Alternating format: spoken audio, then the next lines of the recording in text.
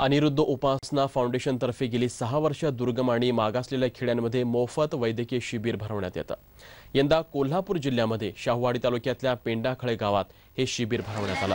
2 दिवसांच्या या कार्यक्रमात गावात दर माणसी कपड्यांचे 2 जोड, आवश्यक ती भांडी, साबण, टूथ पावडर आणि औषधांचं वाटप करण्यात आलं।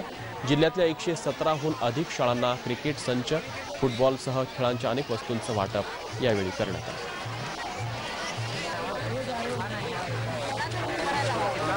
डॉक्टर अनिरुद्ध जोशी ज्यांनी हे अविरत कार्य सुरू केलं, त्यांची ही करण्यामागची भावना ही आहे की भक्ती करावी सगळ्यांनी आणि त्या भक्तीतनं जी शक्ती येते ती अशा विधायक समाजसेवी कामासाठी उपयोगात आणावी।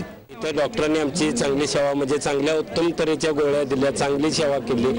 बापूंच्या कृपेने आम्हाला एवढी सेवा आमची म्हणजे आम्हाला सिटीत जाऊन म्हणजे कोल्हापूर ठिकाणी जाऊन आमची परिस्थिती नाही जाण्यासारखी। आम्ही सेवा करून येणं, डॉक्टरांनी आम्हाला औषध उपचार म्हणजे बाटल्या वगैरे लागणाऱ्या सगळ्या दिल्या।